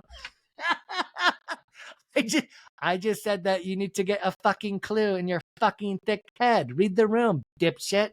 This is like self-aware. I was fucking I was doing the Running Man on eggshells around you. And when he's like, for the first time ever, man, Whitney sometimes, and that light voice will fool you, but she'll sometimes get that little jab in there. It's like a good little 1-2. It's light though. At least like, no, not forever, Whitney. I dance around you all the time. I like literally am so sensitive with your feelings. Tiny dancer, hold me closer, Lisa dancer, dancing all around Whitney Rose. And when he's like, when? And Lisa's like, in life, in general, I'm a fucking bulldog. I like fucking can take everybody out. And I temper myself and I quiet myself. I change the way I am around certain people because not everybody can handle it.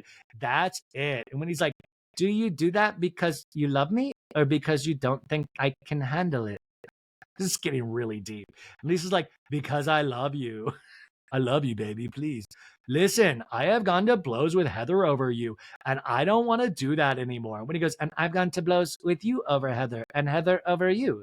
I love okay, who's blowing who here? And Lisa's like, and the thing is, I don't want anyone speaking for me. Like, listen, we talk through our church issues and like, I see her perspective and I think she gets mine. And Whitney's like, okay, but you both put me in the middle of that. You have to realize that. And Heather's like, no, you put yourself in the middle of that. When he's like, oh, hell to the fucking no. And Meredith to Angie K. Meredith and Angie K have a moment here where they're like, cheers. Like, they're like, we didn't just have an argument in the Sprinter van. And Meredith goes, Angie, at least it's not one of us, right? yeah. And Angie's like, hey, maybe we could cheers to that. Cheers. This is such a fucking weird group and such an amazing season. Oh my God.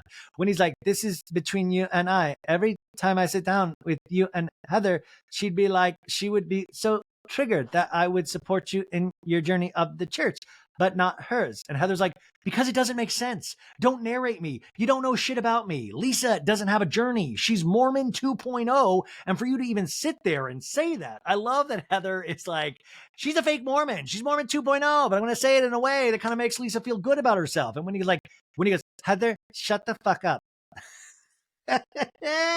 Everyone's stunned. Needle scratch. Even the choral music, like, whoop. They just look around at each other in the moment, like, did Whitney, like, Heather, shut the fuck up. And Heather's like, oh, you want me to shut the fuck up? And Whitney's like, shut the fuck up. Yeah. She says it calmly. She's like, yeah, shut the fuck up. And Heather's like, are you for real? Okay, you just said shut the fuck up to me. And Whitney's like, because I needed you to shut the fuck up. I was like, yeah, Whitney. And Heather's like, well, then you can say it in a respectful fucking way. I'm pissed. Like, what's a respectful fucking way? Like, please doth shutteth the fucketh up, please. And when he's like, okay, good. And Heather's like, good?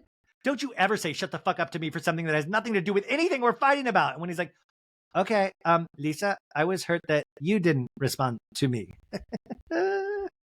Okay, if you're watching this on YouTube, that you see I've just done a costume change for tonight. So we left off in this amazing Whitney, Heather, Lisa debacle at the table. And Heather's like, good? Don't you ever say shut the fuck up to me for something that has nothing to do with anything we're fighting about. And Whitney's like, okay, Lisa, I was hurt that you didn't respond to me. Honestly, I feel like last year I'm used to you being the one that comforts me, you know? And Heather laughs at this and just kind of rolls her eyes. Like, Heather has such an issue with Whitney. I really think, at least on the show, it comes off like Heather looks down on Whitney nonstop. Heather in a confessional goes, Whitney's version of their friendship is called delusion. It's amazing. You should try it. I mean, Lisa Barlow is a lot of amazing things, but mother, comforter, and nurturer, she is not. There now, Whitney, all will be well. And Lisa's like, I did try to console you. And Whitney's like, at that point, I was not receptive. Moving forward, please just don't ignore me.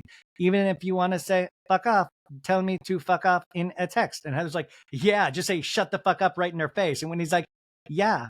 Whitney holds up her glass to cheers Heather. And Heather's like, I'm not cheersing you, Whit. And it's like, why? Because I said, shut the fuck up? And Heather's like, no, because you've sat here like some sort of weird devotee to the Lisa cult, which, by the way, I'm a member of the Lisa cult. I like it. It's kind of like Nixium. Totally dig it. She's got me on a good diet. Heather's like, when did you guys become dearest, closest friends if the first person you wanted to hug you after your best friend died was Lisa? When did that happen? And he's like, Mary Cosby wasn't available. No, she goes, you guys have no idea what Lisa and I's friendship is about. Heather goes, well, tell us, explain it. And when he goes, if we were to tell you, you'd all be triggered and try to ruin it. But now I'm kind of like, wait, what is it all about? Like, what's going on? Like, you guys wouldn't understand our love. It's kind of like Morgan Wade and Kyle Richards. Lisa's like, oh no. And Heather goes, that's what I'm fucking talking about. And Monica's like, yeah, that comment. And Heather goes, that is so fucking low. And Meredith goes, I am not trying to ruin any friendships. Whitney in a confessional goes, this is none of Heather's business in this conversation. It feels like she's doing it to activate Lisa to make things worse. And then Heather in this scene goes, I am not. Do I have any interest in your friendship with Whitney at all? Heather in a confessional goes, sweet dear cousin, I am not trying to ruin your friendship with Lisa. You will do that very well on your own with little to no help from me, possibly at this dinner. Now, in the scene, Whitney goes, Lisa, do you and I talk every day? And Lisa's like, we talk a lot. And Whitney goes, you guys are so jealous. And Angie K goes, you two are friends and you two are friends. And Whitney's like, you guys are so jealous of that fact that Lisa and I are friends. That's it. And Lisa's like, I swear. And Heather goes, you better defend me right now. This is crazy. And Lisa's like, I am. She does not care that we're great friends. And Whitney's like, don't call me crazy. And Heather and Lisa say at the same time, this is crazy. And Heather goes, your best friend said it, so I guess it's true, Whitney. And Whitney's like, you're just mad I'm not crawling up your ass. And Heather goes, fuck you. You said shut the fuck up to me. And Whitney's like, yeah, because I can. And Heather goes, why don't we all just fucking leave? I'm over it. Thunderclaps in the distance. Monica's like, is it raining? Guys, we've literally brought the bad weather. So bad weather, Heather and Whitney, bad weather. And now we've got actual bad weather after this fight. And Heather goes, I just want to go home. And Monica's like, I'm ready to go home. And Heather goes, come on, guys. I mean, all of these ladies do want to go home because they have nice, huge bathtubs in their room. The ladies all stand up, start walking to the van. And Monica's like, that was lovely. I had a great time. And Whitney goes, yeah, what a lovely dinner, right? And Angie's like, yeah, that did not go well. We go to commercial. We come back. Ladies are in the van. Whitney is passed out, asleep. I mean, just passed out. I don't know, man. I can't take naps like that. I do get jealous of people that can take naps in car. I mean, just everybody looks like they're getting sleep at all these different places. I'm so jealous of that kind of stuff. And they arrived back at the house, and Whitney was like, I was like dead asleep, like dreaming. Was my mouth open? And Meredith goes, yeah, we made a cute little video of you. And when he's like, are you serious? Flashback to 10 minutes earlier, and they took a video trying to put Mentos in her mouth. And I don't know if they were like kind of like Mentos like a dick or something, or if it was just, I don't know. I was like, it could go either way. Anyways, Heather's like, I'm going to bed. And Monica's like, good night, Heather. And Meredith's like, Monica, a glass of wine, perhaps? So Meredith has kind of rallied to the point where she is wanting a glass of wine now. And Monica's like, yeah, Lisa, your macaroni and cheese looks so good. Because I guess Lisa brought home leftovers. And Lisa's like, if you want to finish it, you can. And Monica's like, you're done? And Lisa's like, yeah, I'm done. Love you guys. Night, night. Which this is so interesting comparing it to the San Diego trip from last year with Jen Shaw, where Heather woke up with the black eye. It was insanity, to now where Heather's going to bed early and we're finishing leftovers. So Whitney goes, oh, Meredith, there's a whole nother fish and chips with tartar sauce. And Meredith goes, oh, I'm good. Thank you, Whitney. And Whitney's like, I'm stealing the tartar. Like, what is that even? Like, you can have the fish and chips, but I'm going to take the tartar sauce to bed with me. Sometimes I wake up and I have a hankering for tartar sauce in the middle of the night. Anyways, Monica goes, Heather's going to beat your ass. And Whitney's like, she could act like she could beat my ass, but she couldn't. And Monica's like, you think you could take her? I love this. You think you could take her? And Whitney is completely confident. She's like, I am trained. I am a 3rd degree black belt and I'm trained in Muay Thai. I love this kind of confident. It's like the quiet confidence of like, I could fucking end her with 2 moves and a fucking hit to the windpipe. And she says it so just nonchalantly, like it's just nothing. And I'm like, damn, Whitney. So Whitney, the quiet confidence of somebody that knows how to end somebody with karate. Whitney is the new karate kid, potentially. I truly, truly do love this for Whitney. So she's just calmly kind of like just getting the tartar sauce. And Monica's like, you think you could take her? Wow. And Whitney's kind of just shaking her head. And Monica's like, well, who would you put your money on, Heather or Whitney? And Angie's like, well, I think Heather. Don't be mad, Whitney. And Whitney calmly goes, you guys clearly don't know me. And Angie's like, oh, wow. No, sorry. Monica's like, Whitney's offended. And Whitney's like, no, I'm not offended. I'm not sure who would win, but I'm trained in jujitsu and Muay Thai. I'd kick her ass. And Monica goes, you're trained in jujitsu? Yeah, I could break her elbow in 2 seconds. And then Angie's like, well, in that case, I'm changing my vote. Hey, guys, good night. I'll see you at your birthday party. And now Angie is off to dinner. And now it's just Meredith and Monica. And Meredith goes, you know what? I'll keep you company. And Monica's like, you do not have to keep me company. I'm just about done. And she asks Meredith, well, what did you eat today? And Meredith's like, I didn't have much of an appetite today. And Monica's like, well, I'm proud of you for saying and telling everybody how you felt today, Meredith. Sometimes it's a little frustrating because, and she's like, well, I said, I love to take a bath. And B, everybody knows how I feel about a bath. All I needed was someone to say, I didn't mean to hurt your feelings, Meredith, and I'm sorry. That's it. That's it. And she In a talking head, Meredith goes, over the last few months, I feel like I've gotten to know Monica better. She's been very supportive of me. She's been very kind to me. And we get flashbacks of all these moments between Meredith and just 2 weeks earlier. They're smiling at Meredith's store. She's showing her around the shop, in Sundance. And Monica goes, quite frankly, Meredith goes, quite frankly, since we've gotten here, Monica's really been the only one here for me. I mean, at this point, if it weren't for Monica, I would already be on a plane home. I love that Monica's been there for her, but she has not done the one thing that she wants, which is just a fucking bathtub. And Meredith goes, it's all very fifth grade. And Monica's like, yeah. And Angie can't stop with it. She just can't. And Monica's like, I know. And Meredith goes, I was upset. She poked and poked and poked. She got a reaction. And now she's mad that I reacted and is not taking accountability or apologized for her behavior. It's gaslighting. It's manipulation 101, Monica. And Monica's like, yeah, 101. Poo shit. Poo shit. That's what it is. Poo shit. I remember what you said earlier. You've been through this shit before. And Meredith goes, oh, deja vu. Deja vu. That's what it is. I've seen this shit before. And he's like, Monica's like, that's what it was. That's what it is. Poo shit.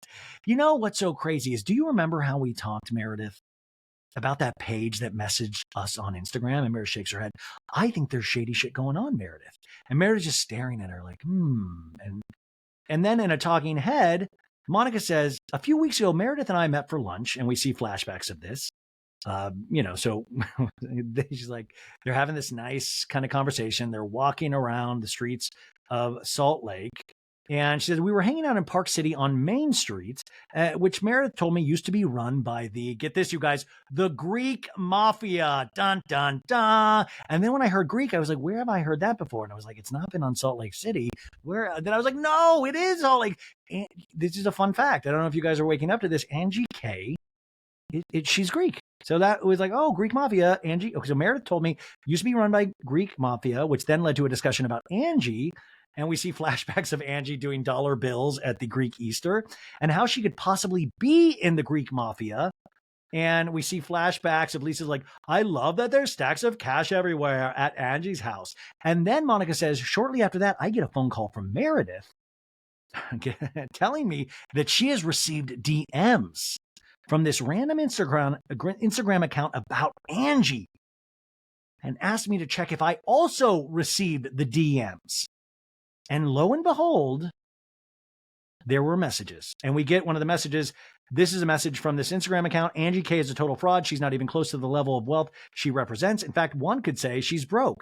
One could say, that's interesting verbiage. She has a current tax lien against her and her husband has declared bankruptcy. I've attached the bankruptcy filing and her tax lien with something,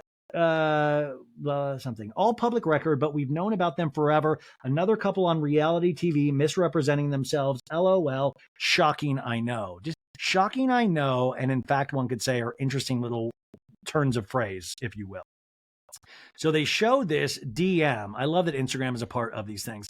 But it says how shady they were with their business and everything. I got so many more messages from them about her shit from this Instagram account. And Meredith, even though she's the one that brought it up, is just kind of staring at Angie like, at Monica. She's just staring at Monica. And Meredith's like, well, what was it saying? And Monica's like, well, it's saying that it had all the documents of her and Sean's finances and bankruptcy. It was weird. And Meredith just kind of stares, doesn't say anything, just picks up her glass of wine. She goes, did you get that message too, Meredith? And Meredith drinks her wine and just shakes her head and goes, I don't think so, but I don't know. I'm really, really far behind on my DMs. I haven't even looked at them, Yeah. And she's staring with these red eyes. And Monica's like, yeah, it was legal filings and numbers, Meredith. And Meredith goes, well, I don't know anything about that. I don't. And Monica just shakes her head and Meredith's like, huh? And Monica's like, well, that's so weird. It's just so weird. And she goes, I don't know if Meredith is severely jet lagged and exhausted and dehydrated, but I'm very confused why she's acting like she could not care less about these DMs. When Meredith was the one that called me to tell me about the DMs in the first place. And Meredith goes, karma comes back at you. This is not about me. And Mom goes, yeah, it comes back to bite you. It always does. You do bad things, it comes back to bite you. And Monica's just shaking her head. And Meredith picks up the glass of wine again. Next time on The Real Housewives of Salt Lake City. And they're like, happy birthday, Monica. Oh my God. And it's like Bermuda, Bahama. They're on the jet skis. Everybody's like, wee. And Wendy's like, yeah. And Heather's like stalled out. And then we see Angie talking to Lisa about something about Meredith. She believes that Angie's in the Greek mafia, she tells Lisa. And then we hear Angie K's like, Google my family. There is not shit on the Katzenavia side. You're talking to the wrong person. And Meredith goes, well, whoever I'm saying there, I'm not even saying. And Lisa's like, you're sending her the fucking DMs about Angie, Meredith. You've done it to me, and I have not done it to you. You're done. You're just done. Tin roof rusted.